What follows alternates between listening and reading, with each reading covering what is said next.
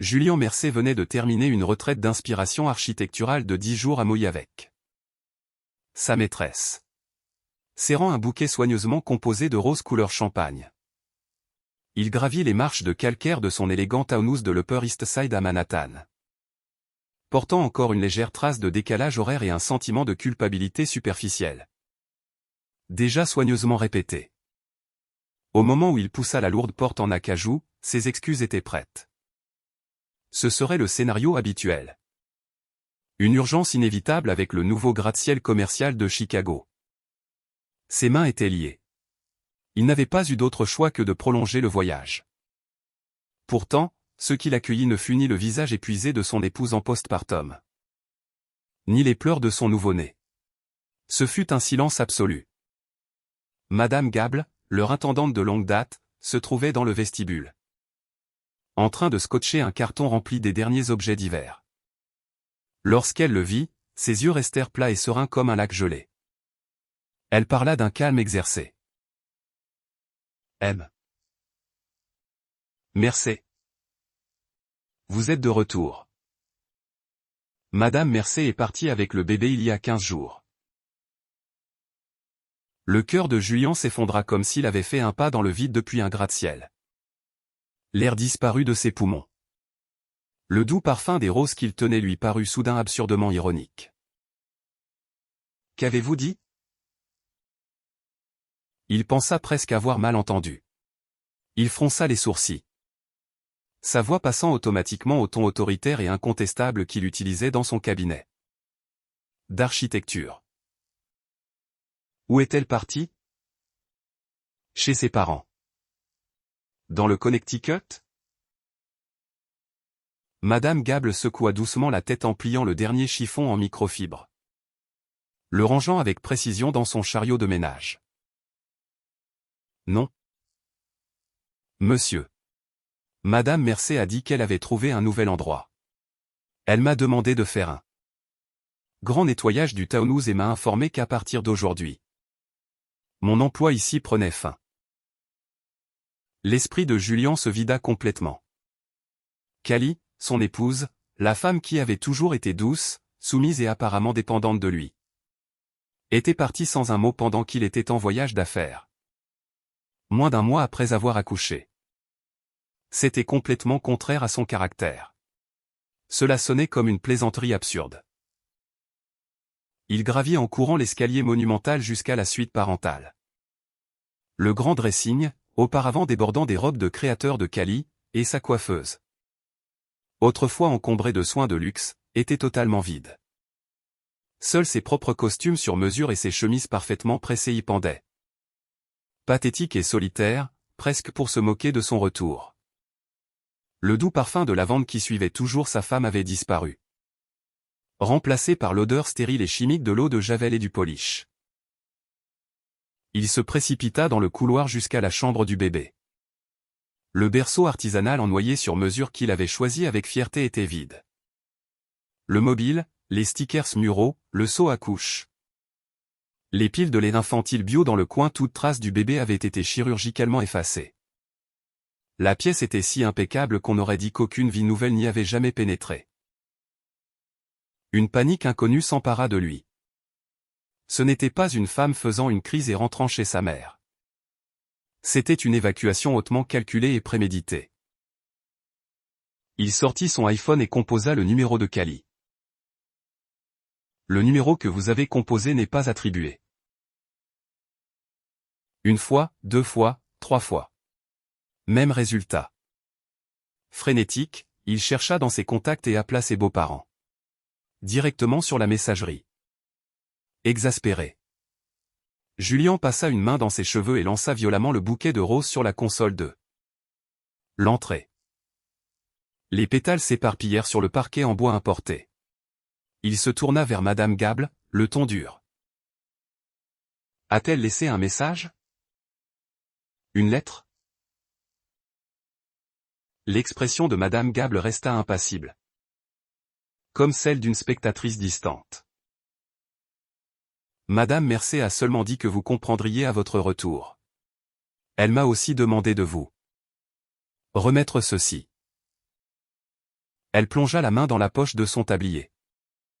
En sortit une pile de papiers parfaitement pliés et les lui tendit. Julien les saisit, s'attendant à une lettre émotionnelle, trempée de larmes. Pleine de reproches amers.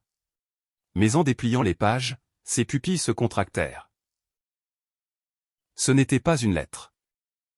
C'était un tableur Excel méticuleusement détaillé et professionnel de toutes ses transactions financières personnelles. Il listait clairement chaque dépense sur sa carte Amex noire personnelle et sur une carte de crédit. Soi-disant de secrétaire au cours des 2 derniers mois. De la réservation de la suite de luxe face à l'océan aux Four Seasons de Maui au reçu de restaurants exclusifs au Mika, jusqu'à une énorme charge chez Cartier sur la 5e avenue. Date, heure, lieu, montant exact. Chaque transaction était documentée avec une précision chirurgicale. Mais ce qui fit glacer son sang fut la colonne d'annotation à droite. Rédigée sur un ton objectivement glacial. Les notes comprenaient des descriptions telles que « forfait spa romantique pour couple »,« achat de bagues de diamants assortis, sac à main de luxe pour femmes ». Chaque moment romantique qu'il avait partagé avec Sloan sur cette plage hawaïenne avait été reconstruit, quantifié et transformé en preuves irréfutables de son infidélité. Un frisson le parcourut de la plante des pieds jusqu'au cuir chevelu. Comment Cali avait-elle obtenu cela? Il avait été si prudent. Il avait utilisé des comptes offshore cachés. Comment avait-elle pu reconstituer un audit forensique aussi complet en si peu de temps? Ce n'était pas quelque chose qu'une mère au foyer ordinaire pouvait accomplir. Ses yeux tombèrent sur la dernière ligne du document. Une minuscule note de bas de page disait, pour le juge-président. Monsieur Mercey. Toutes les dépenses ci-dessus ont eu lieu pendant ma grossesse avancée et ma convalescence. Postpartum immédiate. J'espère que votre retraite d'inspiration architecturale a été productive. Il n'y avait pas de signature. Mais le ton calme et retenu était indubitablement celui de Cali. Julien fixa les relevés financiers, ses jointures blanchissant, son orgueil. Sa rationalité et son absolu sentiment de contrôle brisé.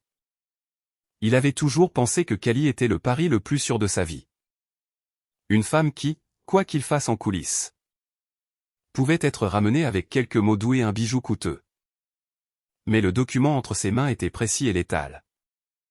Tranchant sa façade hypocrite comme un scalpel. Il avait oublié qui était Cali avant leur mariage. Elle n'était pas seulement une mondaine ou une femme au foyer. Elle avait été une auditrice senior étoile dans l'un des Big Four. Spécialisée dans le dévoilement de la corruption d'entreprises profondément enracinées au sein d'États financiers apparemment irréprochables. Elle avait abandonné sa carrière à haut potentiel pour soutenir ses ambitions et élever leur famille. Il s'était tellement habitué à sa docilité qu'il avait oublié à quel point son esprit était affûté. Et maintenant, la lame qu'il avait gardée au fourreau avait enfin été tirée. Quand, articula Julien d'une voix étranglée, en pressant une main contre sa poitrine serrée. Quand mon épouse a-t-elle commencé à agir bizarrement? Madame Gable réfléchit un instant. Probablement le lendemain de votre départ pour Hawaï. Madame Mercey a reçu un appel téléphonique. Après cela, elle est devenue complètement silencieuse. Elle n'a pas pleuré. Elle n'a pas crié. Elle a simplement tenu le bébé et l'a regardé pendant très, très longtemps. Elle marqua une pause.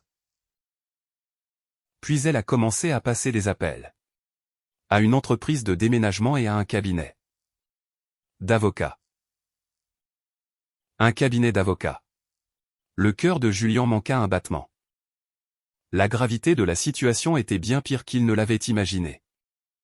Ce n'était pas seulement une épouse quittant le domicile conjugal. C'était une frappe juridique préméditée, étape par étape. Il se précipita dans son bureau à domicile. Alluma son MacBook et tenta frénétiquement de se connecter à ses comptes bancaires en ligne pour vérifier ses comptes personnels et d'investissement. Mais après avoir tapé son mot de passe, un avertissement rouge vif s'afficha à l'écran. Compte restreint. Ces comptes font l'objet d'une ordonnance de restriction temporaire et d'un gel judiciaire. Veuillez contacter votre agence ou consulter votre conseil juridique. Gel judiciaire. Les mots le frappèrent comme un train de marchandises. Ses portefeuilles immobiliers, ses fonds indiciels Vanguard. Ses options d'achat d'actions, toute la richesse qu'il avait accumulée sans pitié avait disparu en un instant, réduite à des pixels intouchables sur un écran. Sans la coopération de Cali, il ne pouvait même pas déplacer un seul dollar pour payer une chambre d'hôtel. Il s'effondra dans son fauteuil exécutif en cuir Herman Miller, ressentant pour la première fois une terreur primitive et réelle. Il pouvait vivre sans la douceur de Cali. Mais il ne pouvait pas survivre sans l'empire matériel sur lequel reposait toute son identité. Il composa immédiatement le numéro de son avocat privé, Vaughn, parlant à 100 à l'heure pour expliquer la situation. Vaughn écouta en silence pendant un long moment, puis parla d'un ton grave. « Julian, la situation est probablement bien pire que tu ne le réalises. Si le conseil adverse a réussi à obtenir une ordonnance de préservation des actifs ex parte d'un juge de New York sans même que tu sois notifié, cela signifie qu'ils ont présenté des preuves écrasantes. Généralement, cela implique que le juge croit qu'il y a un risque imminent et significatif de fuite, ou que tu es activement en train de cacher, transférer ou dissiper des actifs conjugaux. Des preuves écrasantes. Le tableur traversa l'esprit de Julian. Mais il ne croyait pas que quelques achats de luxe pouvaient justifier le gel de toute son existence. Par exemple, poursuivit Vaughn, prouver que tu as viré de grosses sommes à une tierce partie sans lien. Ou que tu as utilisé des fonds conjugaux pour acheter de l'immobilier ou des véhicules de luxe pour quelqu'un d'autre. Julian, as-tu fait quelque chose de ce genre? Une sueur froide apparut dans les paumes de Julian. Il pensa à Sloan. Pour maintenir sa maîtresse magnifique et exigeante heureuse. Il n'avait pas seulement co-signé le bail de son loft à 15 000 $ par mois à Tribeca. Il lui avait donné une carte Amex noire pour ses dépenses quotidiennes. Et juste le mois dernier, il avait viré un bonus de projet de 50 000 $ directement sur le compte courant de Sloan sous le prétexte d'un prêt personnel. Il avait toujours cru que ces transactions étaient introuvables. À cet instant précis, l'écran de son iPhone s'alluma avec un e-message d'un numéro inconnu. Il l'ouvrit et son cœur manqua presque de s'arrêter. C'était une photographie. L'arrière-plan montrait l'environnement stérile et high-tech d'une unité de soins intensifs néonatale. Son fils, la petite vie qu'il avait à peine regardée une poignée de fois, était à l'intérieur d'une incubatrice, reliée à un ensemble terrifiant de moniteurs et de tubulures. Le visage minuscule du bébé était d'une teinte jaunâtre alarmant.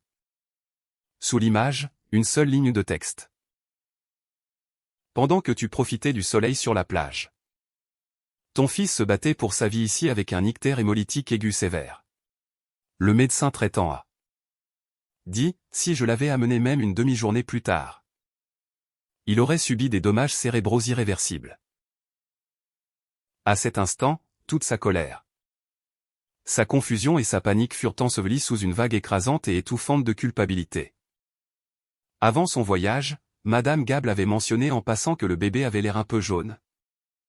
Mais l'esprit de Julian était entièrement concentré sur son escapade tropicale avec Sloan. Il avait balayé cela d'un revers de main en disant: l'ictère chez les nouveau-nés est normal. Mais juste son berceau près de la fenêtre pour qu'il prenne un peu de soleil, et l'avait chassé de son esprit. Il n'avait jamais imaginé que sa négligence aurait presque coûté la vie à son fils. Il bondit de sa chaise, saisit les clés de sa Porsche et se précipita vers la porte.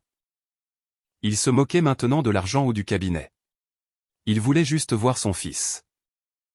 Il avait besoin de voir Cali. Il devait s'expliquer, implorer le pardon, tout réparer. Mais en atteignant le vestibule, Madame Gable se planta sur son chemin. Elle lui tendit un dernier objet. M. Mercé. Madame Mercé m'a demandé de vous donner cette dernière pièce de preuve. C'était une clé USB argentée et élégante. Julian la fixa, un pressentiment inquiétant lui serrant la poitrine. d'une main tremblante. Il la branqua sur son ordinateur portable et cliqua sur le seul fichier audio. Une voix familière, mais étrangement grinçante, sortit des haut-parleurs. C'était la voix de Sloan, dégoulinante d'arrogance, de flirt et de provocation. « Cali, ne te méprends pas, Julien t'aime. Mais il a besoin de moi. Tu sais qu'il est un architecte de premier plan. N'est-ce pas? L'inspiration est plus importante pour lui que sa propre vie. Et c'est moi qui la lui donne. » Elle marqua une pause. Le cliquetis de glaçons dans un verre résonnant en arrière-plan. Il m'a dit que vivre avec toi, c'était comme regarder un étang stagnant. Paisible, certes. Mais complètement, totalement ennuyeux. Je suis l'étincelle qui le fait s'enflammer à nouveau. Le bruit de fond ressemblait à un café artisanal bondé. Julien pouvait imaginer la scène avec une clarté horrifiante. Sloan assise en face de Cali dans un café branché de Soho, remuant élégamment un matcha glacé. Délivrant ces mots dévastateurs. Puis la voix de Cali se fit entendre. Elle était si plate, si totalement dénuée d'émotion qu'elle était profondément déstabilisante. Alors? Il t'a demandé de venir me trouver pour me dire de m'écarter? Non, non, non. Sloan rit doucement. Julien est très sensible. Il ne veut pas te blesser. Surtout maintenant que tu viens d'accoucher. Il espère juste que tu comprendras.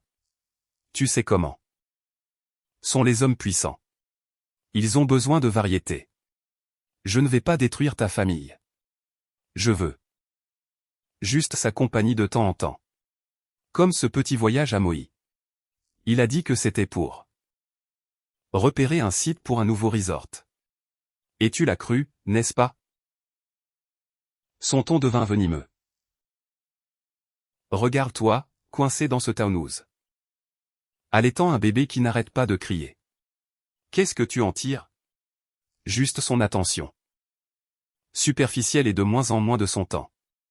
Pendant ce temps, moi.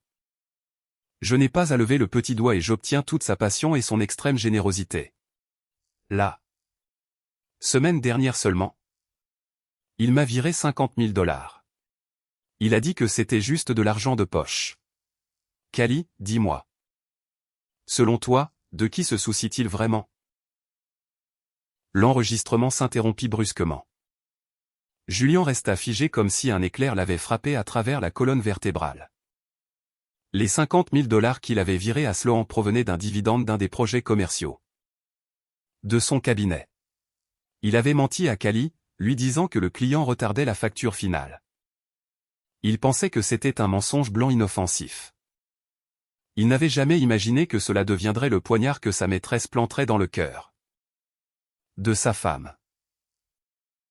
Mais ce qui le terrifia le plus, c'est qu'après avoir obtenu cet enregistrement, Cali n'avait pas pleuré. Elle n'avait pas crié.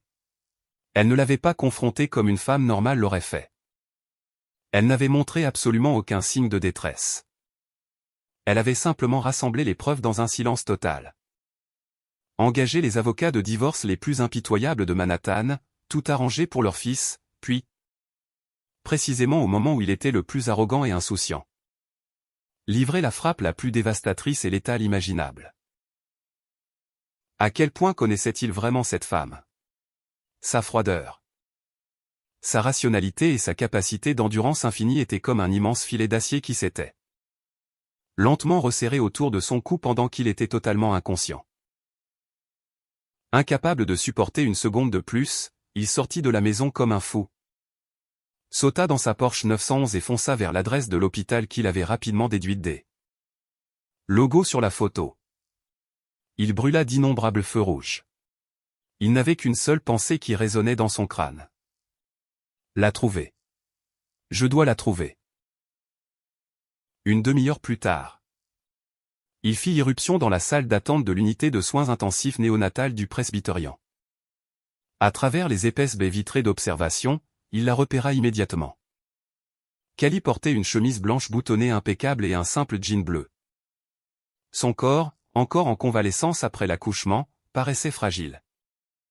Mais sa colonne vertébrale était parfaitement droite. Elle était profondément absorbée dans une conversation avec un médecin traitant. Tenant un petit carnet Moleskine, prenant des notes méticuleuses. Sous les dures lumières fluorescentes du couloir de l'hôpital. Son profil paraissait extraordinairement calme et résolu. Ce n'était pas la femme douce et tranquille dont il se souvenait. C'était une femme entièrement méconnaissable, rayonnant d'une puissance tranquille écrasante. Julian se précipita vers la vitre, frappant de ses mains pour attirer son attention. Callie. Callie. S'il te plaît. Écoute-moi. Callie sembla remarquer l'agitation. Elle tourna lentement la tête. Son regard traversa la vitre et se posa sur le visage désespéré et en sueur de Julian. Dans ses yeux, il n'y avait ni colère, ni ressentiment, pas même un scintillement de chagrin. Il n'y avait qu'un abîme sombre, profond et insondable. C'était comme si elle regardait un total étranger qui n'avait absolument rien à voir avec elle. Elle l'observa en silence absolu pendant 2 secondes. Puis elle reporta son attention sur le médecin. Reprenant la conversation sur les niveaux de bilirubine de son fils. Comme si Julian n'existait tout simplement pas. Cette indifférence totale et absolue était bien plus agonisante que la dispute la plus violente. Julian sentit toute sa force abandonner ses muscles. Il s'affaissa faiblement contre le mur froid. À ce moment-là, son téléphone vibra. C'était Vaughn, son avocat.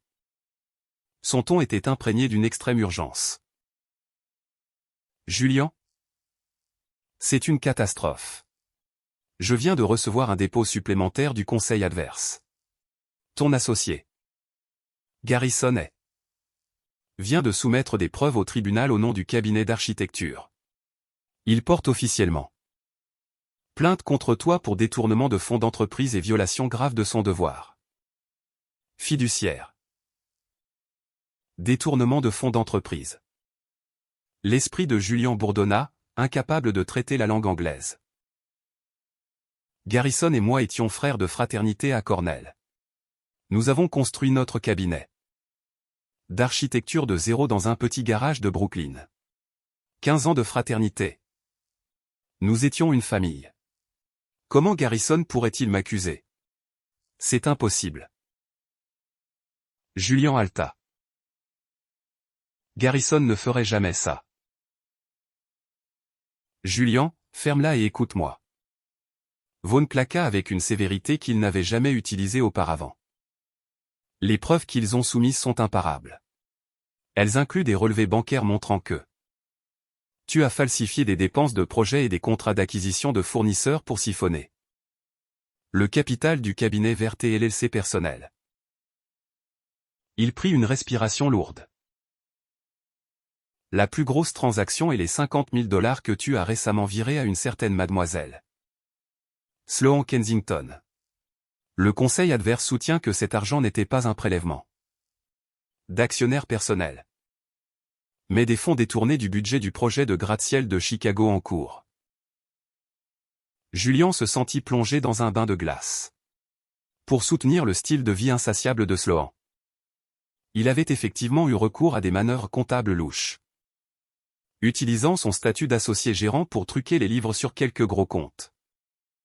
Il pensait avoir exécuté cela de manière impeccable, convaincu que même le CPA interne du cabinet ne pourrait détecter les irrégularités. Mais il avait oublié ce que Callie faisait dans la vie avant de passer la bague au doigt. Elle était une auditrice des Big Four, la meilleure de sa cohorte, spécialisée dans la détection des irrégularités les plus profondément enfouies dans des livres parfaitement équilibrés. Après le mariage, elle s'était volontairement effacée dans son ombre pour soutenir son ascension. Il avait pris son silence pour de la stupidité. Maintenant, le génie endormi s'était réveillé. Garrison n'aurait pas pu manquer ses livres. Pourquoi fait-il ça maintenant, murmura Julian, incapable de comprendre la trahison de son meilleur ami.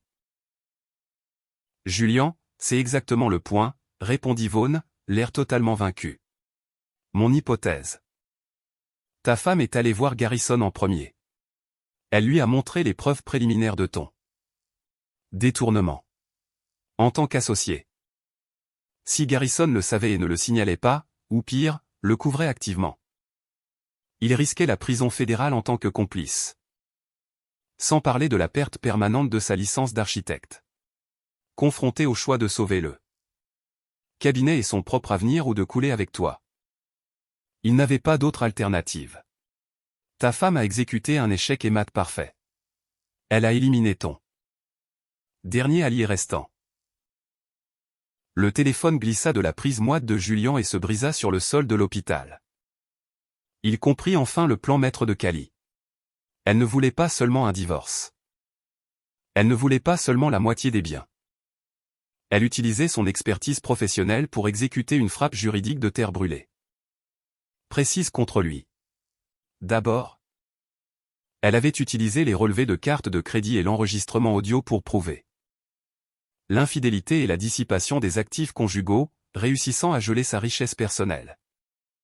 Ensuite, elle avait utilisé ses compétences en comptabilité forensique pour découvrir sa fraude d'entreprise, coinçant son propre associé et le forçant à devenir le témoin vedette contre Julian, détruisant efficacement sa carrière et sa seule source de revenus. Chaque étape était imbriquée. Chaque coup était fatal. Alors qu'il se tenait là, réduit à une coquille vide d'homme, sa montre Apple vibra. C'était Sloan. Sa voix était perçante, complètement hystérique. Julian? Pourquoi mon Amex a-t-il été refusé?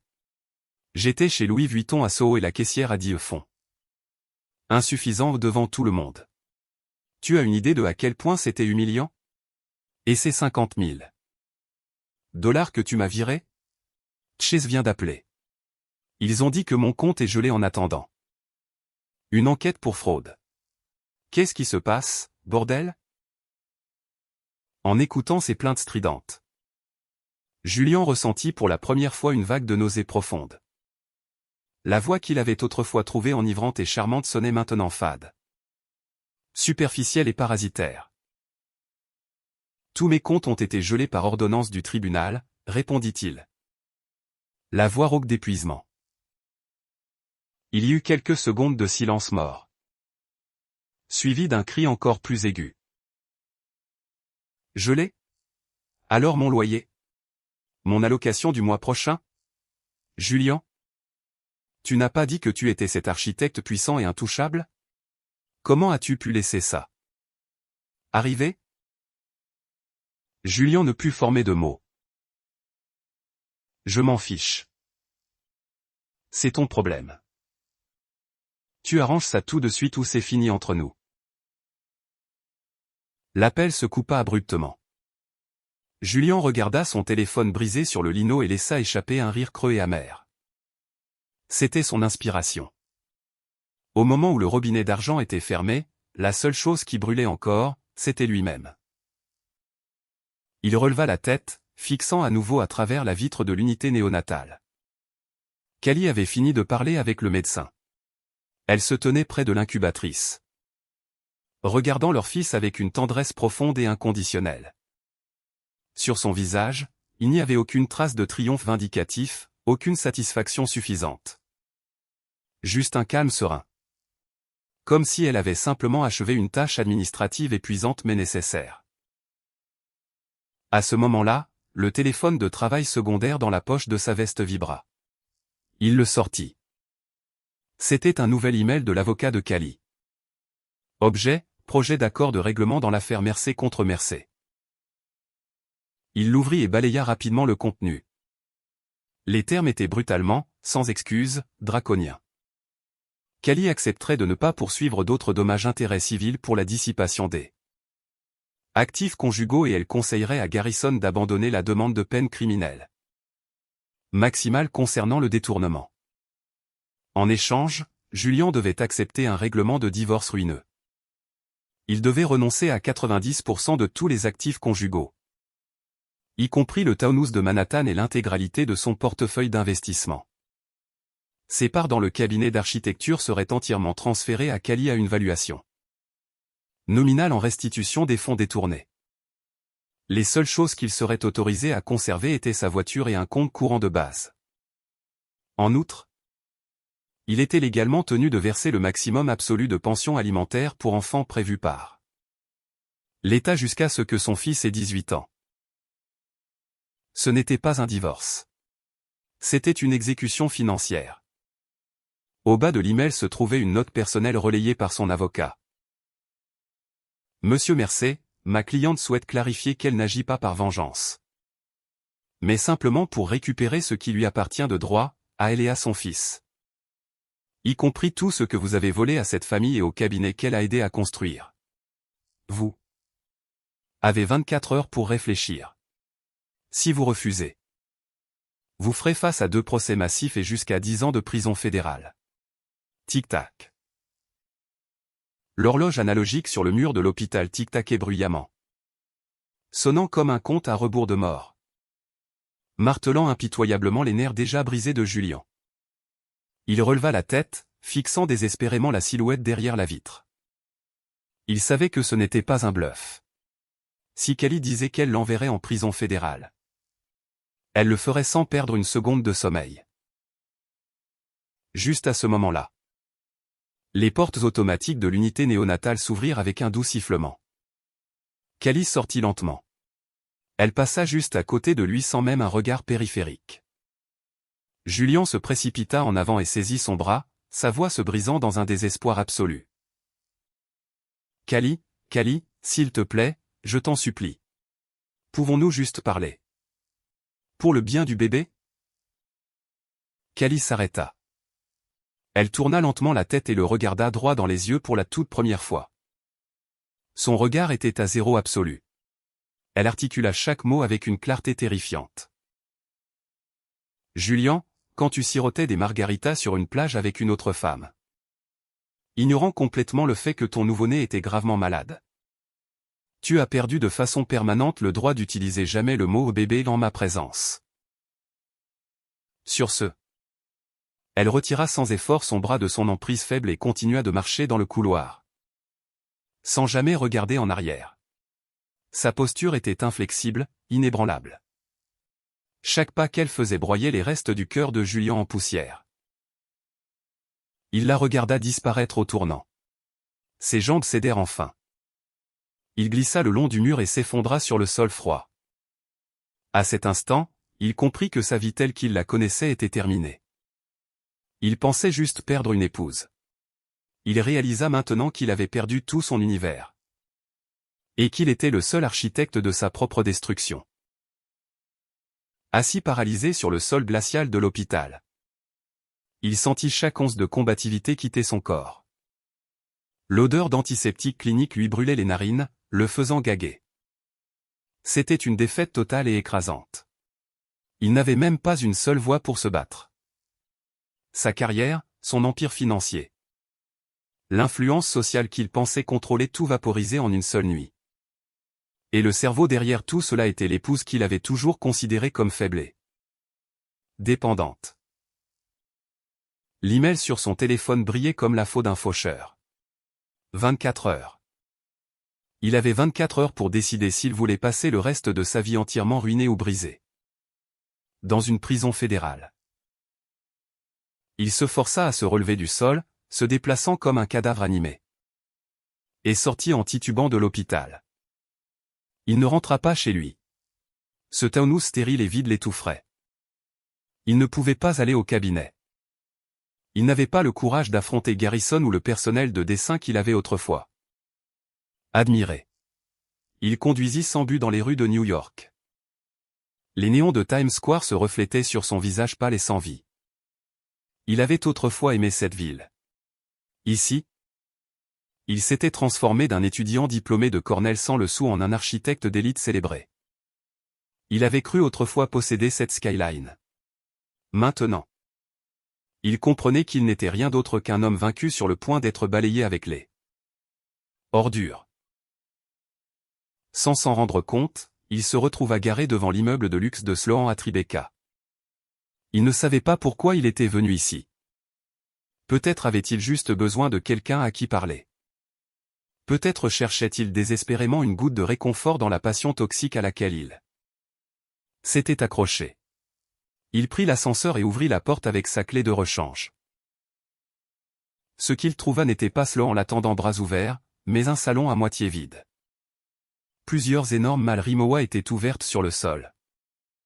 Sloan était en train d'y fourrer frénétiquement des sacs à main de créateurs et des vêtements de couture. Quand elle le vit entrer, elle se figea une fraction de seconde. Un éclair de panique traversa son visage, instantanément remplacé par un regard froid et hautement défensif. « Qu'est-ce que tu regardes ? Tu es en faillite. Pourquoi penserais-tu que je resterai ici pour crever de faim dans la rue avec toi ?» Julian la fixa. La dernière illusion pathétique dans son cœur se désintégra en cendres. Tous les cadeaux coûteux dont il l'avait comblé n'étaient maintenant que du butin qu'elle essayait de faire sortir avant que le navire ne coule.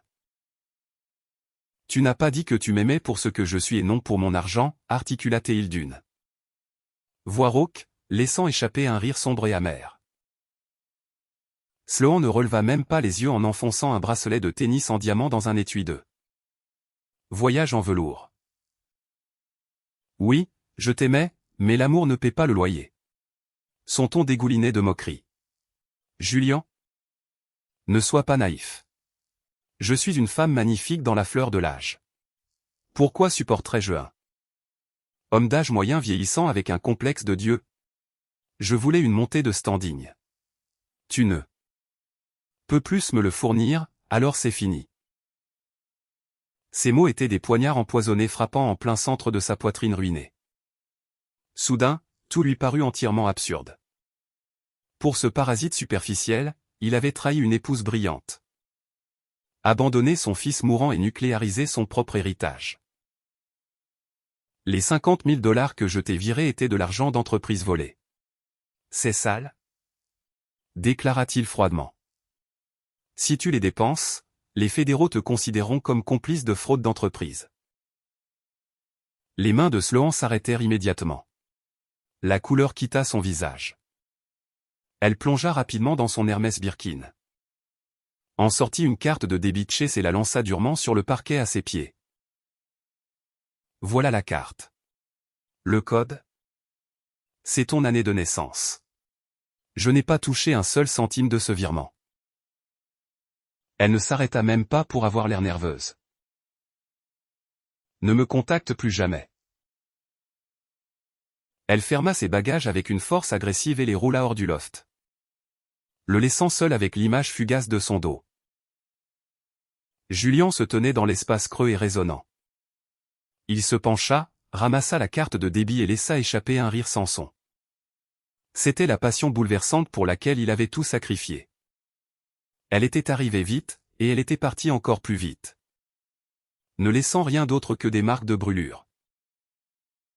Son téléphone vibra à nouveau. C'était Vaughn. Julian ? Le temps est écoulé. Quelle est ta décision ?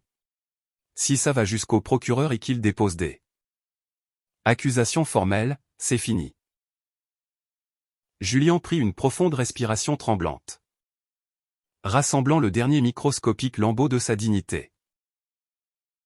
Dit au conseil adverse, j'accepte leurs conditions. Je signerai. Au moment où les mots quittèrent sa bouche, il sentit son âme se détacher de son corps. Il avait perdu et il l'acceptait. Peut-être que partir avec absolument rien était la sentence la plus légère qu'il pouvait éventuellement purger pour son arrogance et sa trahison. Le lendemain matin, flanqué de Vaughn, Julian signa l'accord de règlement profondément humiliant. En regardant sa signature séchée sur le papier juridique épais, il sentit la première moitié de sa vie se refermer avec un bruit sourd misérable et pathétique. En sortant du cabinet d'avocat de Madison Avenue, le soleil brillant de New York l'aveugla. Il se tenait sur le trottoir animé, sans aucune idée de où aller. Il avait perdu sa maison, son cabinet et sa fortune. Il pensa au bébé encore à l'hôpital. Rowan était son seul sang, son dernier lien restant avec la terre. Poussé par une force invisible, il prit le métro pour retourner à l'hôpital. Mais cette fois, il ne se rendit pas à l'usin. Il se rendit au service des dossiers médicaux. en faisant appel à une vieille faveur d'un frère de fraternité qui était administrateur de l'hôpital, il supplia d'être autorisé à consulter le dossier médical de son fils. Quand il tint le dossier manille épais et commença à tourner les pages une par une, ses mains tremblèrent violemment. Le dossier détaillait toute la chronologie depuis la naissance de Rowan jusqu'à son admission d'urgence. Il lut que le 3e jour postpartum. Callie avait noté des niveaux d'ictère anormaux et consulté un pédiatre. Le médecin avait recommandé une observation. Le 5e jour, profondément inquiète. Callie avait payé entièrement de sa poche des panels sanguins complets. Les résultats montraient des niveaux d'hémolyse dangereusement élevés. Le médecin avait insisté pour une hospitalisation immédiate. Mais le service de pédiatrie était à pleine capacité. Pendant les jours suivants, Callie avait conduit frénétiquement entre le townhouse et l'hôpital. Serrant le bébé contre sa poitrine, surveillant constamment ses niveaux de bilirubine. Priant pour qu'un lit se libère. C'était exactement les jours où il était à mouiller avec Sloan. Buvant de la tequila premium au bord de la piscine à débordement. Le 10e jour, l'état du bébé s'était détérioré rapidement. L'indice d'ictère avait grimpé à des niveaux critiques et létaux. Callie avait pris une décision en une fraction de seconde. Elle avait signé les décharges de responsabilité d'urgence et précipité le bébé dans l'unité 2. Soins intensifs néonatal pour une intervention urgente. Les notes du médecin traitant étaient tapées en encre noire nette. Patiente admis juste à temps. Un retard de seulement quelques heures aurait entraîné une encéphalopathie bilirubinique causant des dommages neurologiques irréversibles. Et sur les lignes de consentement désignées pour le parent ou tuteur. La signature de Callie apparaissait encore et encore. Frénétique, désordonnée, désespérée. La ligne désignée pour le père restait complètement, éclatante de blanc. Julien continua de tourner les pages, et les larmes qu'il retenait désespérément débordèrent enfin, ruisselant sur son visage. Il avait toujours cru que la vengeance de Callie était alimentée par l'orgueil blessé d'une femme trompée. Il comprit enfin que le vrai point de rupture n'était pas son infidélité. C'était son indifférence totale et impitoyable à la survie de son fils.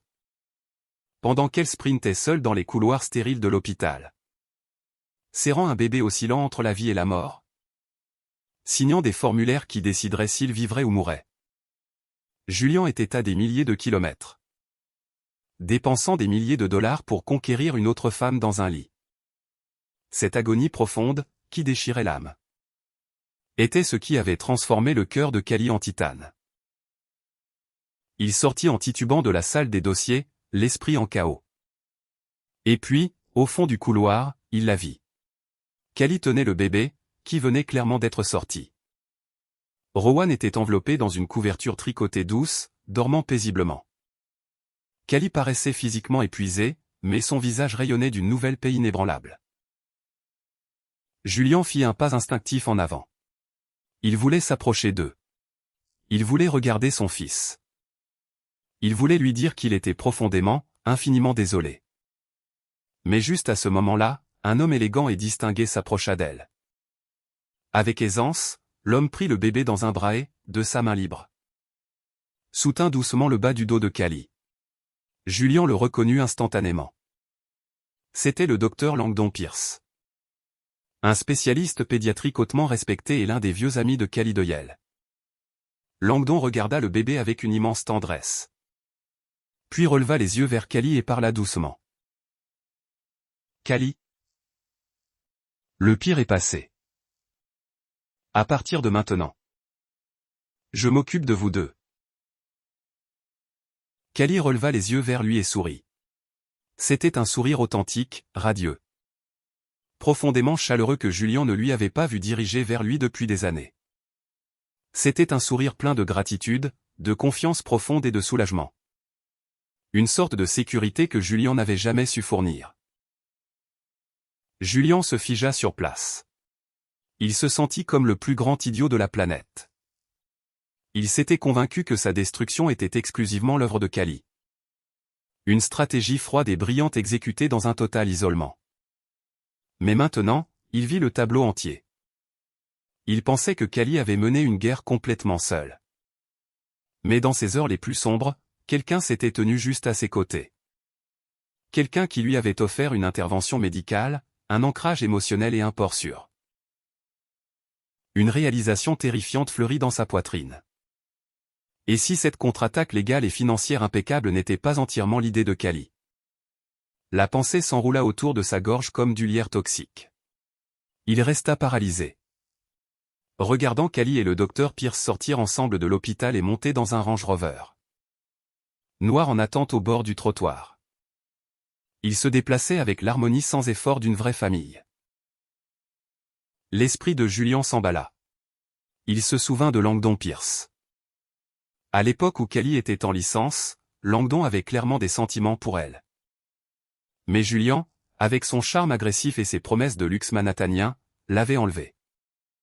Il pensait que Langdon était une note de bas de page oubliée. Il n'avait jamais imaginé qu'au moment exact où il jetait Cali, cet homme reviendrait comme son protecteur ultime. En regardant en arrière, les pièces s'emboîtaient parfaitement.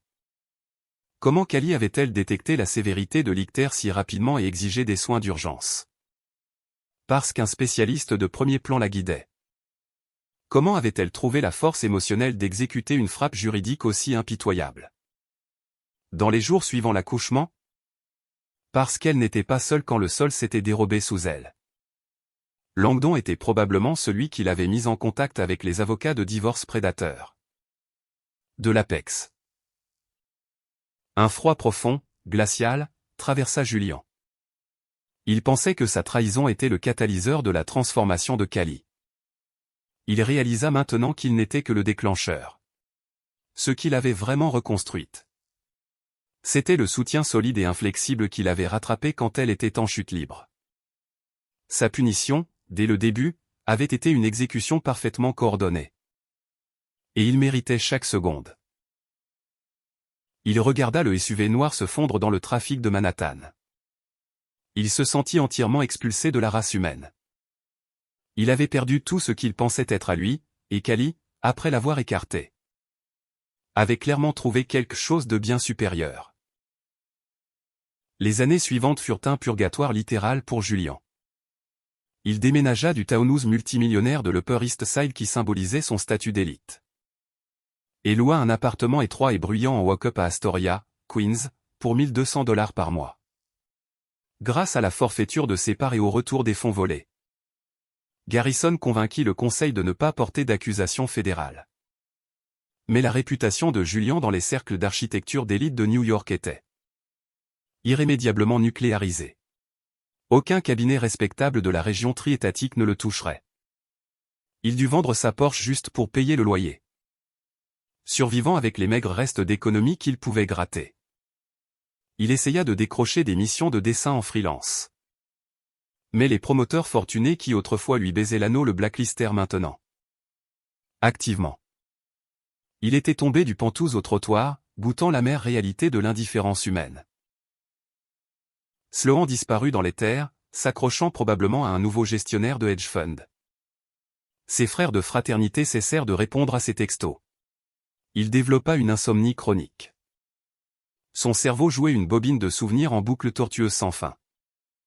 Il se souvenait de la première fois qu'il avait vu Cali à la bibliothèque du campus.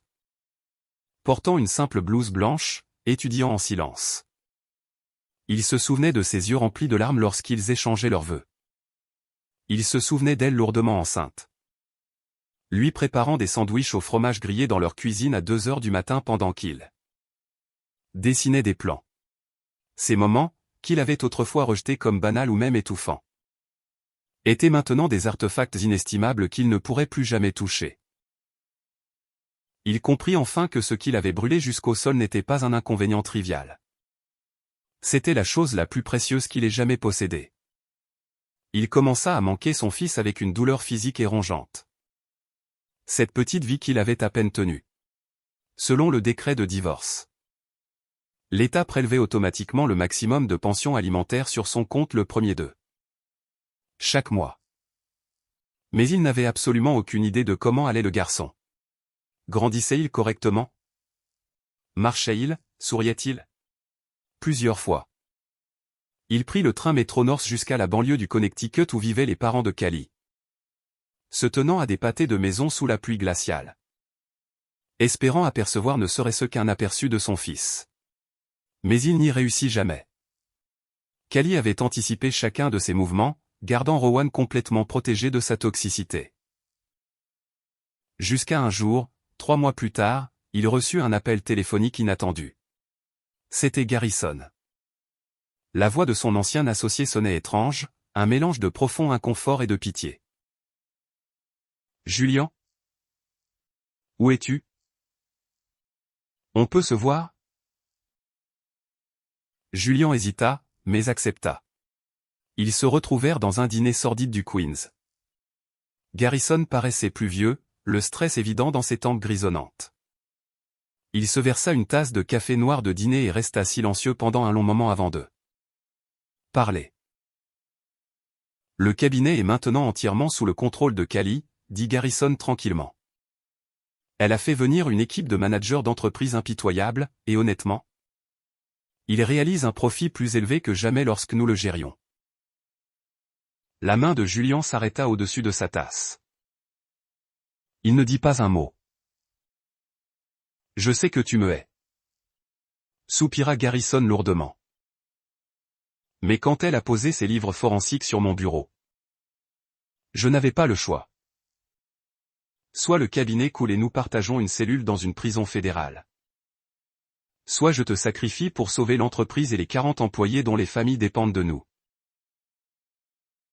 Je comprends, répondit Julian, sa voix rauque comme du papier de verre. À ce stade, il n'avait plus le droit de haïr quiconque. Je suis en fait ici de la part de quelqu'un d'autre. Garrison plongea la main dans sa mallette en cuir. En sortit une épaisse enveloppe manille et la glissa à travers la table collante. Callie m'a demandé de te donner ça. Julian se figea. Il pensait qu'à part les prélèvements automatiques de pension alimentaire, leur vie ne se croiserait plus jamais jusqu'au jour de sa mort. D'une main tremblante, il déchira le rabat. Ce n'était pas une assignation. C'était une pile de photographies, des photos de son fils. Il y avait des clichés de studio professionnels marquant sa première année. Le garçon habillé d'un petit costume en tweed, riant d'une joie radieuse aux dents écartées. D'autres le montraient rampant dans une herbe verte luxuriante. Ses points dodus saisissant des poignées de terre. Et une photographie spécifique montrait le garçon assis dans une poussette tandis que Callie, accroupie à côté de lui, le regardait avec une expression de dévotion absolue et lumineuse. Chaque image documentait le développement sain du garçon et la joie profonde de Callie en tant que mère. Tout au fond de la pile se trouvait une note sur carton épais. De l'écriture élégante de Callie, elle disait « Il s'épanouit. J'espère que tu pourras trouver un moyen de commencer une nouvelle vie. Toi aussi. » Une larme se détacha, éclaboussant la table du dîner. Cette pile de photographies devint instantanément la seule lumière scintillante dans l'existence. Noir de poids de Julian. Il les replaça dans l'enveloppe avec un soin religieux. Il les regardait chaque nuit. Voir le sourire innocent de son fils semblait légèrement soulager l'étau écrasant sur sa poitrine. Le message de Callie, « J'espère que tu pourras commencer une nouvelle vie, toi aussi », était une bénédiction distante, mais aussi un adieu définitif et final. Il comprit qu'elle avait complètement coupé le passé et était entrée dans une nouvelle ère avec leur fils. Et lui aussi devait ramper hors des ruines qu'il avait créées. Il cessa de s'accrocher aux fantômes. Il abandonna le délire d'un retour glorieux dans l'élite de Manhattan. Il enterra son ego massif et mit les pieds sur le sol. Il décrocha un emploi dans une entreprise de construction gritty et blue-collar à Brooklyn. Recommençant depuis le bas absolu en tant que dessinateur CAD junior. Ses collègues ne connaissaient pas son passé disgracié. Pour eux, il n'était qu'un type tranquille d'âge moyen qui avait connu une série de malchances. Chaque jour, il dessinait des plans de base, visitait des chantiers résidentiels poussiéreux, prenait des mesures au mètre, et supervisait les installations de plomberie et d'électricité. Le travail était épuisant. Et son salaire mensuel n'était qu'une fraction de ce qu'il dépensait autrefois pour un seul dîner. Omika. Mais pour la première fois de sa vie, il se sentit ancré dans la réalité. Chaque soir, de retour dans son appartement étroit d'Astoria, il cuisinait des repas bon marché et ouvrait des manuels d'architecture poussiéreux, réapprenant péniblement les principes fondamentaux qu'il avait fini par mépriser. Il découvrit qu'en enlevant les façades esthétiques prétentieuses et en se concentrant sur l'essence même d'un bâtiment à créer des espaces sûrs, durables et véritablement habitables, il rallumait sa véritable passion pour le design. Il cessa de courir après les couvertures de magazines. Il commença à s'obséder pour l'accessibilité ADA, l'isolation durable, l'intégrité structurelle des murs porteurs. Et si la hauteur d'un plan de travail de cuisine était réellement confortable pour une mère préparant le dîner? Ces conceptions n'étaient plus des monuments à son propre narcissisme. Elles étaient construites pour servir des êtres humains. 6 mois plus tard, l'entreprise de construction décrocha un projet cauchemar.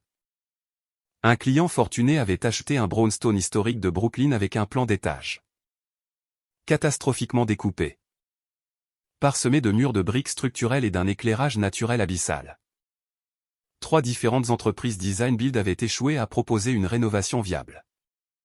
Le chef de projet s'arrachait les cheveux. Julien emporta tranquillement les plans chez lui et les étudia pendant 3 jours d'affilée. Le 3e matin, il présenta une proposition de rénovation de maître. Au lieu de suggérer des démolitions illégales ou risquées, il utilisa des miroirs stratégiquement inclinés, la reconfiguration complète de cloisons non porteuses et des placements de puits de lumière, hautement calculés pour maximiser le flux spatial et la lumière naturelle. Chaque détail était étayé par des calculs structurels rigoureux et une conformité au code du bâtiment inattaquable. C'était un design ancré, brillant, à l'épreuve des balles. Le client approuva immédiatement la proposition. Ce seul projet fit de Julien un atout indispensable dans la petite entreprise. Le propriétaire commença à lui confier les rênes des grandes rénovations. Lentement, douloureusement, sa vie commença à trouver un équilibre. Il continua de verser sa pension alimentaire le 1er de chaque mois. Mais il ne fit jamais une seule tentative d'intrusion dans la vie de Cali. Rester un fantôme était la seule chose honorable qui lui restait à faire. 2 ans passèrent en un clin d'œil. Julien était maintenant le concepteur architectural principal de l'entreprise de Brooklyn. Il n'avait aucun intérêt pour le prestige. Il voulait juste faire du bon travail. Ses plans gagnaient une réputation cultuelle parmi les entrepreneurs locaux pour être incroyablement fonctionnels, strictement professionnels et profondément adaptés aux besoins réels du client. Un après-midi pluvieux, alors qu'il annotait un plan en rouge, la réceptionniste sonna à son poste. « Julien ? Il y a un docteur Langdon Pierce dans le hall qui souhaite vous voir. » Le cœur de Julien s'arrêta net dans sa poitrine. Le docteur Pierce. Il sortit vers la zone de réception et poussa la porte vitrée de la petite salle de conférence. Là se tenait l'homme qu'il n'avait jamais pu effacer de son esprit. Langdon paraissait exactement comme il y a 2 ans, distingué, impeccablement habillé et rayonnant d'une sérénité calme et autoritaire. En voyant Julien, Langdon se leva et tendit une main polie. « Julien ? Bonjour. Je m'excuse de débarquer sans prévenir. J'espère que je ne dérange pas. » Julien lui serra la main rigidement, son esprit s'emballant avec des scénarios terrifiants. « Docteur Pierce. Qu'est-ce qui vous amène à Brooklyn ? » C'est à propos de Cali. Elle veut te voir ? Dit Langdon directement. La tête de Julien se releva d'un coup. Elle va bien ? Rowan va bien ? Demanda-t-il instantanément. Ils sont tous les 2 parfaitement en bonne santé, répondit Langdon avec un sourire rassurant et authentique. Il marqua une pause, son expression devenant sérieuse. Julien ? Je sais que tu as peut-être formé des conclusions sur mon rôle dans les retombées d'il y a 2 ans. Je voulais clarifier les choses avant que tu la voies. Quand Cali a découvert l'infidélité et que Rowan se battait pour sa vie en Usain. J'étais là pour la soutenir. Mais tout ce qu'elle a exécuté est l'audit forensique. La stratégie juridique. Le coinçage de Garrison, c'était entièrement son propre génie. Je n'ai fourni que la supervision médicale pour Rowan et une épaule sur laquelle pleurer. Elle est bien plus forte et indépendante que. Tu ne l'as jamais réalisé. Julian resta mortellement silencieux. Donc sa théorie paranoïaque n'avait été rien d'autre qu'une projection de sa propre culpabilité. Parce qu'il était un menteur trompeur. Il avait naturellement assumé que tout le monde conspirait dans l'ombre. Elle veut te rencontrer aujourd'hui parce qu'il y a une décision cruciale qui nécessite ton consentement légal, ajouta Langdon, son ton s'adoucissant. La poitrine de Julian se serra comme un étau. C'est Rowan. Il est malade. Non, je te promets qu'il est un tout petit parfaitement en bonne santé, rassura Langdon. Il prit une lente respiration. C'est à propos d'autre chose. Callie et moi allons nous marier, et après le mariage. Je veux donner à Rowan une famille complète et unifiée sous la loi. Je veux l'adopter légalement. Le mot « adopter » frappa Julian en plein dans la mâchoire comme une boule de démolition. Il connaissait le droit de la famille de New York.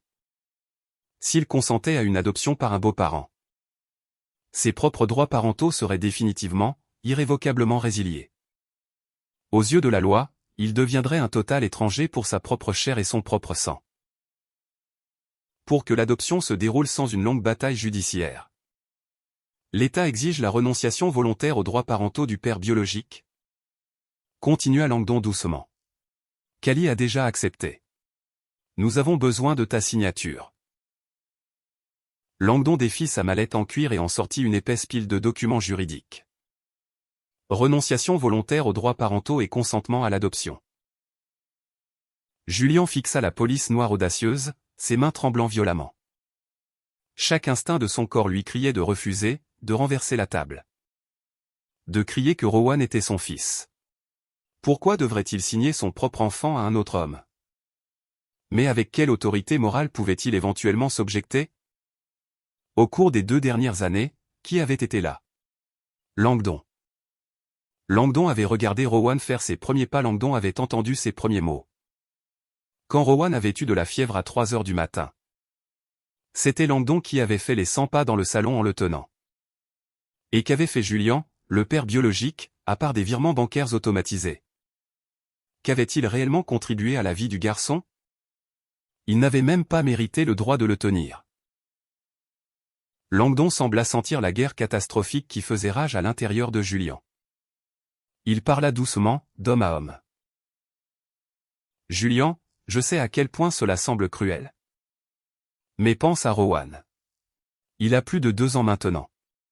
Il commence à comprendre le monde. Bientôt.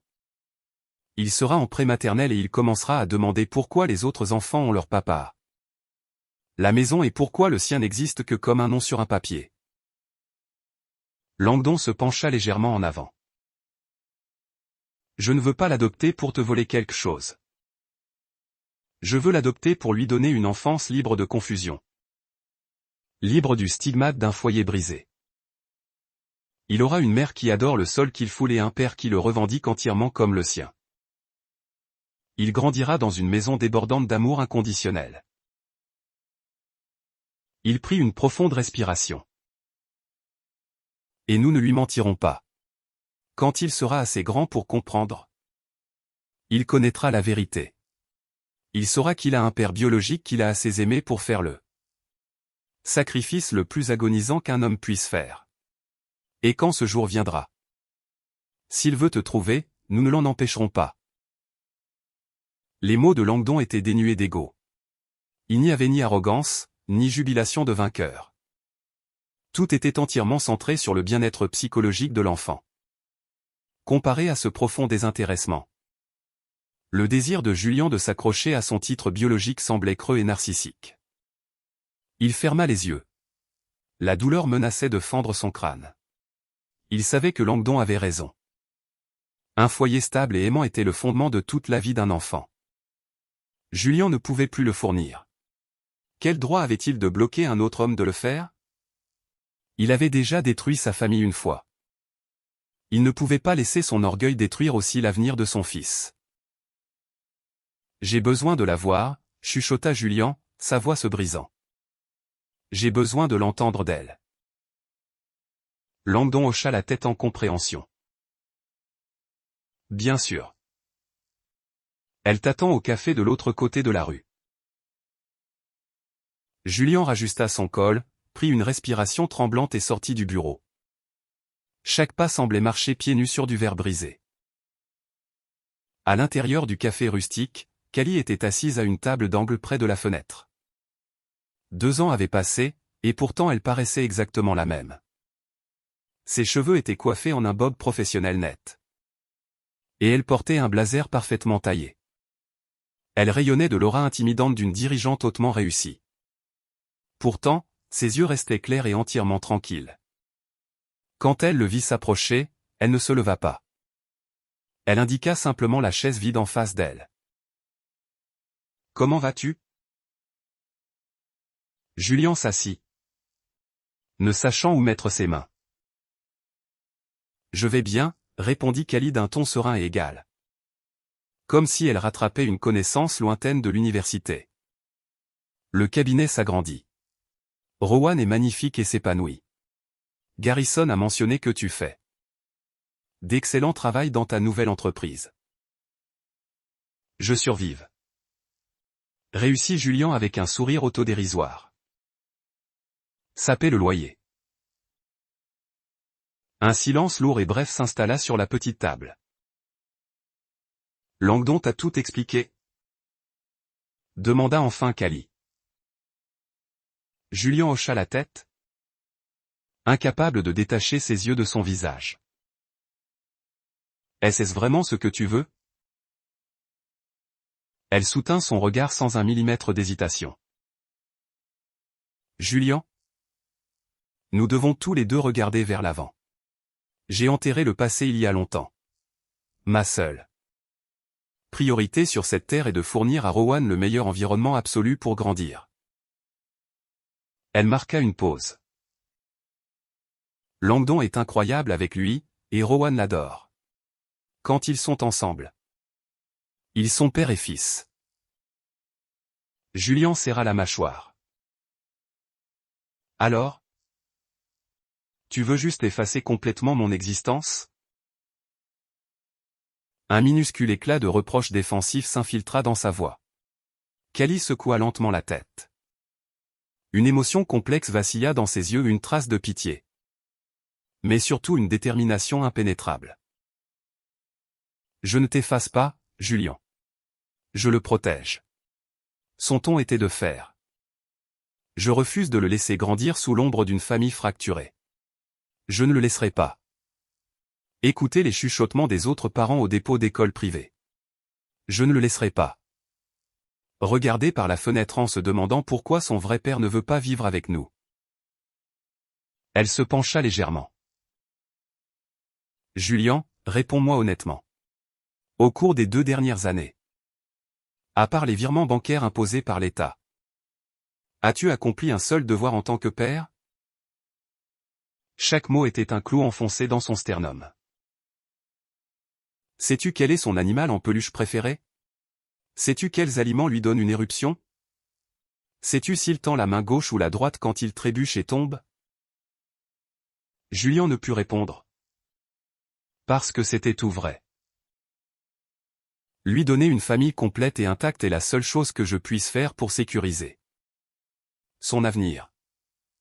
Dit Cali, sa voix s'adoucissant juste d'une fraction, bien que sa résolution fût absolue. C'est pourquoi je te demande pour la toute dernière fois. Laisse-nous partir. Laisse-le partir. Julien la fixa pendant un très long moment. Dans ses yeux, il n'y avait pas une seule braise de l'amour romantique qu'elle avait autrefois ressenti pour lui. Il n'y avait que l'instinct féroce et primal d'une mère protégeant ses petits. Il réalisa qu'il n'avait absolument plus de terrain sur lequel se tenir. Il tendit le bras à travers la table et prit le stylo plume coûteux que Langdon avait laissé avec les documents. d'une main violemment tremblante, il signa son nom sur la ligne, renonçant à ses droits parentaux. Au moment où l'encre sécha, il sentit le dernier lien l'ancrant à la terre se rompre. Après un long silence, il glissa le paquet juridique à travers la table vers elle. Le geste lui donna l'impression d'arracher son propre cœur et de le lui tendre. Il se leva sans la regarder et se tourna pour partir. Julian. La voix de Cali l'arrêta. Il resta figé. Sans se retourner. Merci, dit-elle. Sa voix était douce, mais professionnelle. En compensation pour cela, les parts que tu as perdues dans le cabinet d'architecture seront évaluées au prix actuel du marché. Je virerai l'équivalent en espèces sur ton compte demain. Tu as aidé à construire le cabinet.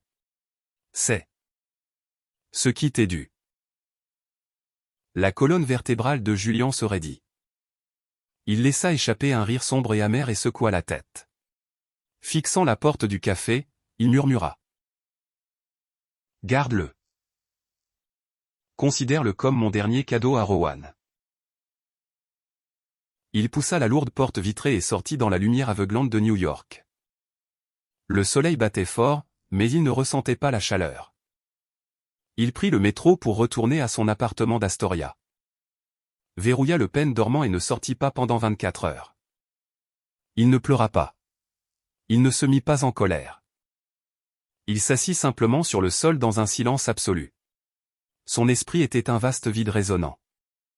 Il se sentait comme une coquille creusée flottant en apesanteur.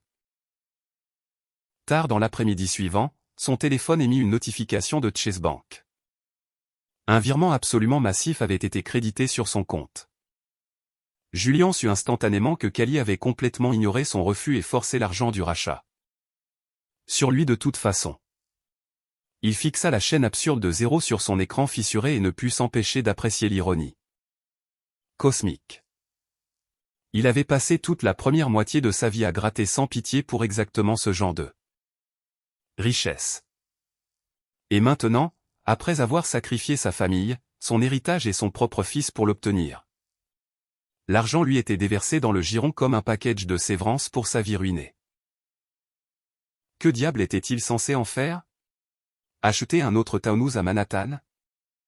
Il n'y aurait pas de famille à l'intérieur pour le remplir. Lancer un autre cabinet d'architecture de vanité? Il n'avait plus l'ego ni le venin nécessaire pour en diriger un. Le lendemain matin, Julian prit une décision finale. Il entra dans le bureau de l'entreprise de construction de Brooklyn et remit sa démission. Puis il utilisa une portion de l'argent du rachat pour acheter une modeste maison de ferme d'un étage sur un vaste terrain dans la région des Finger Lakes dans le nord de l'État de New York. Au cœur du pays du vin rural. Il ne retourna jamais à l'architecture. Au lieu de cela, il jeta toute son existence dans l'agriculture, l'horticulture et le design paysager. Il donna tout son temps à la terre. Il laboura le sol, planta des graines, installa l'irrigation et épandit de l'engrais. Il s'occupa de ses cultures et de ses plantes avec le soin obsessionnel et délicat qu'un homme pourrait consacrer à élever un enfant. Il s'habitua au silence profond du nord de l'État de New York. Il trouva un battement de cœur dans le calme. Regarder une graine dormante se fendre violemment pour pousser une pousse verte vers le soleil le fascinait. Son esprit, autrefois un ragoût toxique d'ambition et de paranoïa, commença à se poser dans une paix méditative profonde. Il cessa de lire le Wall Street Journal. Il se désabonna d'Architectural Digest. Il coupa tous les liens restants avec sa vie antérieure. Il vivait comme un moine moderne. Il prit l'enveloppe manie contenant les photos de bébé de Rowan ainsi que sa copie des documents de renonciation parentale et les verrouilla dans le tiroir du bas de son bureau. Il se répétait quotidiennement que ce chapitre de sa vie était définitivement clos. Ce que Julian ne savait pas, c'est que pendant qu'il trouvait le salut dans la terre, Cali accomplissait sa propre destinée. Elle ne se précipita pas pour épouser Langdon. Après avoir obtenu la signature de Julian, Cali prit exactement le même argent de rachat que Julian avait refusé et l'utilisa comme capital de départ pour établir une organisation à but non lucratif massive. Elle l'appela la Phoenix Initiative. Opérant en tant que PDG, Cali s'appuya sur son bagage mortel de comptabilité forensique et son réseau social d'élite pour aider les femmes piégées dans des mariages impliquant des abus financiers sévères, des actifs cachés et de l'infidélité. La fondation fournissait des avocats pro bono de requins, enseignait aux victimes comment tracer légalement les comptes offshore, offrait une thérapie de traumatisme et finançait des subventions pour aider les femmes à établir une totale indépendance financière. Son histoire personnelle attira l'attention d'un grand média national. Le profil d'investigation qui suivit devint viral. Des millions de femmes à travers le pays furent électrisées par son intelligence impitoyable, sa résilience et son empathie. La Phoenix Initiative devint un mastodonte, attirant des dons philanthropiques massifs et sauvant activement des milliers de femmes à l'échelle nationale. Cali devint un symbole américain de l'autonomisation féminine. Elle n'était plus seulement l'épouse d'un architecte d'élite ou la mère d'un bébé malade. Elle était simplement Cali, indépendante, formidable et aveuglément brillante. Julian n'en savait absolument rien. Il était entièrement hors réseau jusqu'à un après-midi humide un an plus tard, alors qu'il achetait de l'engrais organique pour Rose dans une pépinière locale à Ithaca. Quelque chose attira son regard. Sur le présentoir de magazine près de la caisse se trouvait un exemplaire de Time, et là, en couverture, c'était Cali. Elle se tenait devant le siège élégant de sa fondation à Manhattan, souriant avec une aura de confiance terrifiante et inébranlable. Légèrement derrière elle, la regardant avec une fierté écrasante, se tenait le docteur Langdon Pierce tenant la main d'un tout petit grandissant, Rowan. Les trois formaient un portrait impeccable d'une dynastie américaine. Le titre disait « De la trahison à l'autonomisation ». Comment Cali Pierce a transformé son heure la plus sombre en une arme pour sauver des milliers de personnes. Julian resta paralysé dans l'allée pendant un très long moment. Il prit le magazine brillant et lut l'article. Il lut sur la fondation, les victimes d'abus domestiques qu'elle avait libérées, et sa philosophie centrale sur l'indépendance financière. Une citation spécifique le frappa comme un coup physique. « Je ne le hais pas », avait dit Cali à l'intervieweur. D'une manière étrange. Je lui dois de la gratitude. Il m'a enseigné la leçon la plus vitale de ma vie. La sécurité d'une femme ne doit jamais reposer sur un certificat de mariage ou les promesses d'un homme. Elle doit être forgée à partir de sa propre compétence absolue et de son acier intérieur. Julian fixa la citation et, lentement, un sourire se dessina sur son visage usé. C'était un sourire authentique, profondément soulagé. Il ressentit une vague de bonheur profond pour elle. Cali n'avait pas permis à sa trahison de la transformer en une victime amère et brisée. Elle avait alchimisé son traumatisme en une arme qui protégeait les vulnérables. Elle avait évolué en un être humain extraordinaire. Et en la voyant ainsi, debout au sommet du monde, Julian sentit la dernière chaîne autour de sa poitrine se rompre.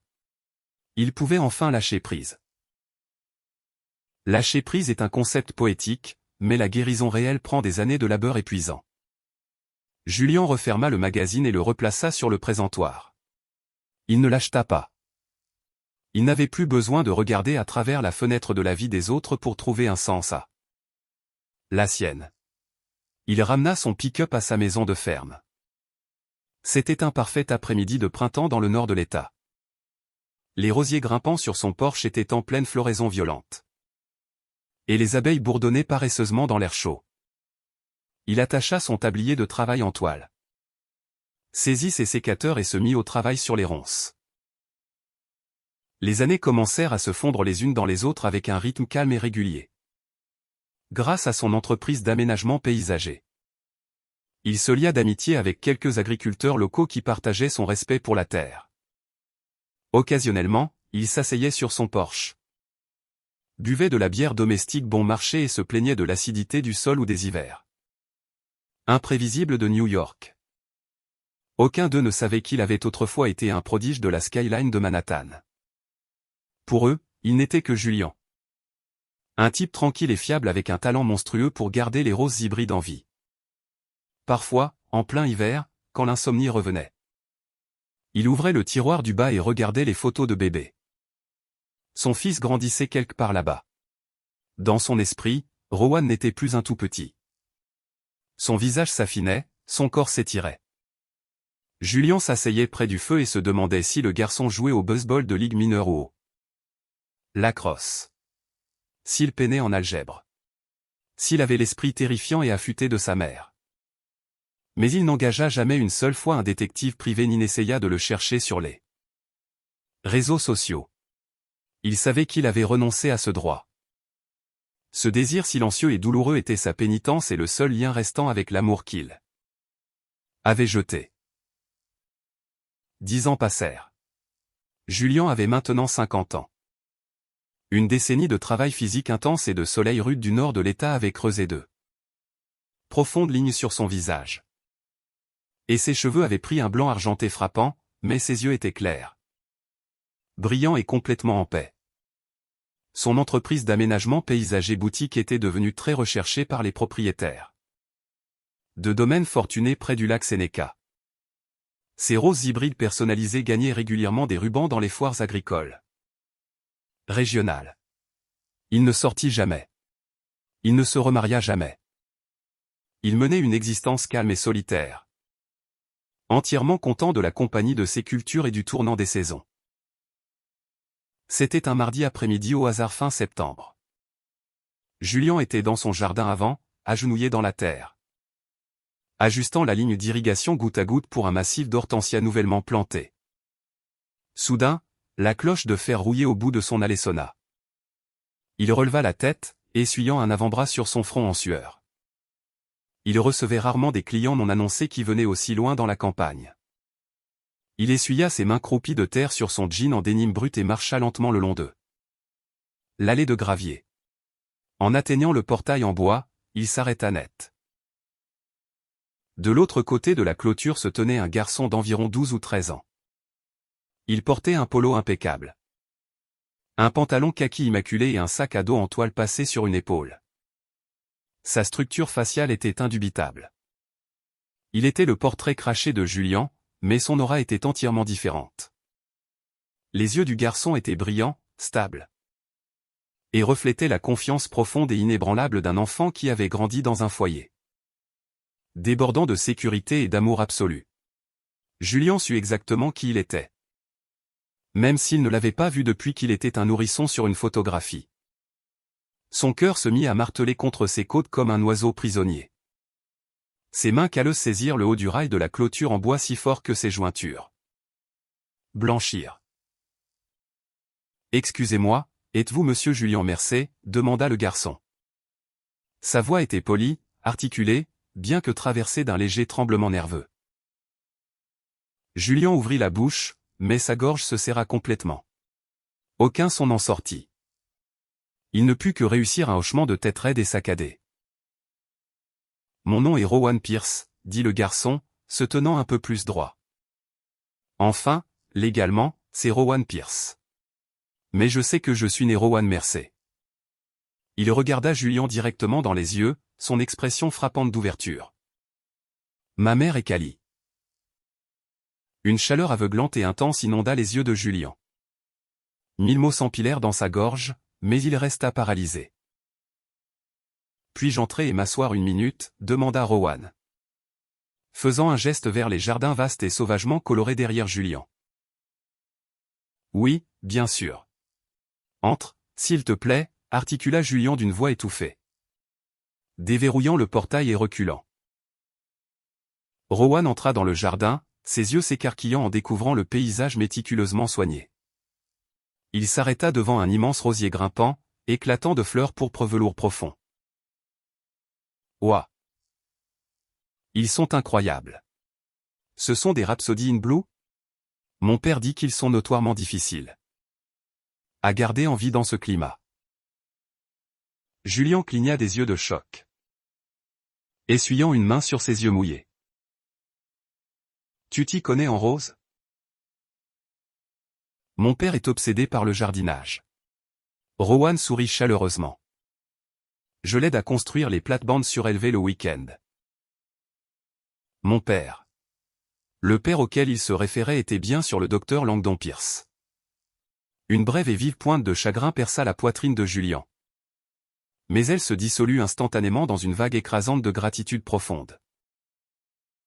Ils montèrent jusqu'à la maison de ferme et s'assirent sur les chaises en osier tressé du porche.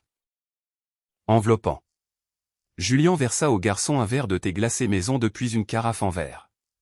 « Comment m'as-tu trouvé ?» Réussit enfin Julian à demander. Sa voix graveleuse. « Ma mère m'a donné l'adresse, » répondit Rowan en prenant une gorgée de thé. « En fait, je sais pour toi depuis longtemps. Mes parents ne m'ont jamais caché de secret. Quand j'ai été assez grand pour le digérer, ils m'ont assis et m'ont raconté toute l'histoire. Le cabinet, le divorce, l'adoption. Ils m'ont montré de vieilles photos de toi. » Il marqua une pause, posant son verre sur la table en osier. « Je suis venu ici aujourd'hui entièrement de mon propre chef. Je voulais juste rencontrer mon père. Biologique en personne. » Il parlait avec un niveau terrifiant de maturité émotionnelle. Il n'y avait ni angesté d'adolescent, ni rage héritée, ni ressentiment amer. Julian fixa le jeune homme assis en face de lui en bonne santé, hautement intelligent. Farouchement poli et plein de grâce. Dans ce moment unique et parfait, la dernière goutte d'amertume dans l'âme de Julian s'évapora. Il vit avec une clarté cristalline que Callie et Langdon avaient forgé ce garçon en un chef-d'œuvre. Une vie que Julian, avec toute son ambition toxique et son égoïsme, n'aurait jamais pu fournir.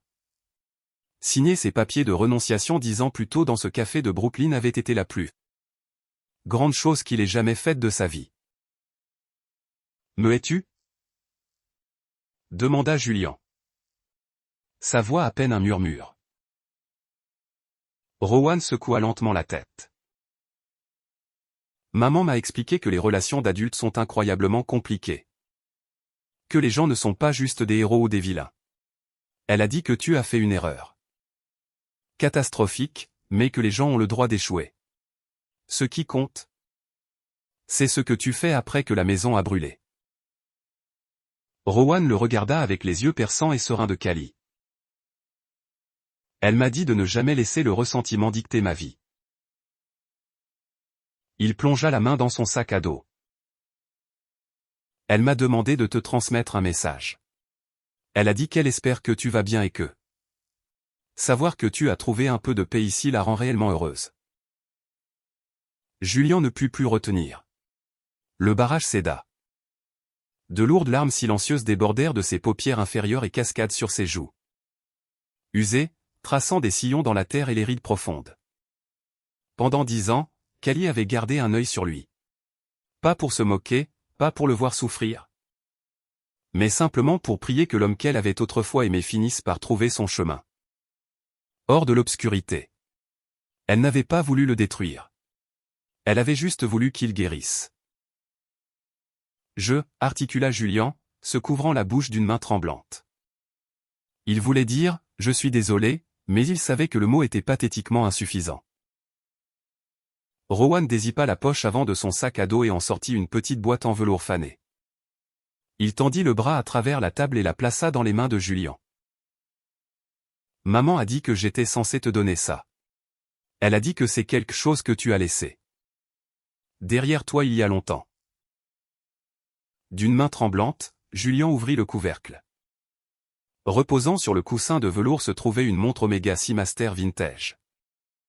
C'était la montre que Callie lui avait achetée comme cadeau d'anniversaire. En utilisant son tout premier bonus d'entreprise lorsqu'elle était auditrice junior. Il l'avait portée fièrement pendant quelques années. Jusqu'à ce que le cabinet explose et que son ego gonflé exige qu'il la remplace par une Rolex scintillante sertie de diamants. Il n'avait aucune idée qu'elle l'avait sauvé du Taunus et gardé en sécurité pendant une décennie. Il retourna le boîtier en acier lourd. Gravé au dos se trouvaient les mots « Que ta vie soit sûre et paisible ». En tenant la montre, Julian sentit tout le poids de la première moitié de sa vie s'écraser sur lui. Il se brisa complètement. Il baissa la tête, enfouit son visage dans ses mains rudes et calleuses, et pleura comme un enfant. C'était un cri guttural, qui nettoyait l'âme. Le son d'un homme qui avait erré dans un désert glacial pendant 10 ans et qui avait enfin été autorisé à rentrer du froid. Rowan ne dit pas un mot. Il n'essaya pas maladroitement de l'arrêter. Il s'assit simplement là, dans l'air calme de l'après-midi, tenant l'espace pour l'homme qui lui avait donné la vie. Après quelques minutes, Rowan se leva, marcha jusqu'au bord du porche et ajusta soigneusement une fougère en peau que le vent avait renversée, pressant la terre avec ses doigts. Ils passèrent tout l'après-midi sur ce porche. Père et fils parlèrent pendant des heures.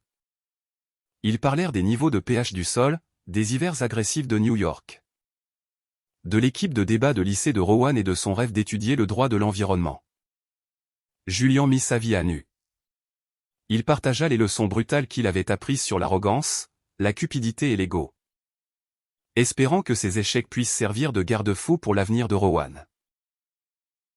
Alors que le soleil commençait à plonger sous la ligne des arbres, peignant le ciel du nord de l'état de coups de pinceau brillants de violet écrasé et d'orange brûlé, Rowan se leva et passa son sac à dos sur son épaule. « Puis-je venir te rendre visite à nouveau un de ces jours ?» demanda le garçon en ajustant ses sangles. Julian releva les yeux vers lui, essuyant son visage avec le dos de sa manche, et sourit d'un sourire radieux et brisé. « Oui. Quand tu veux. Le portail est toujours ouvert. » Il se tint sur le porche et regarda le garçon descendre la longue allée de gravier, alors que Rowan disparaissait sur la route de campagne. Julian sentit une paix profonde et totale s'installer dans ses os. Sa vie avait été définie par un acte catastrophique de destruction. Mais il avait enfin appris à se pardonner. Il avait enfin accepté le fantôme de son passé. Il prit la montre Omega Vintage et passa le bracelet de cuir usé à son poignet. Elle s'ajustait parfaitement. La brise fraîche du soir roula depuis le lac et balaya le jardin, portant le lourd et doux parfum des roses en fleurs. Il avait perdu l'empire que son ego avait exigé, mais d'une certaine façon. Tout au bout du long chemin, il avait acquis la seule chose qui importait réellement. Pas le pouvoir, pas le prestige. Juste une rédemption calme et durable née de la grâce absolue du pardon.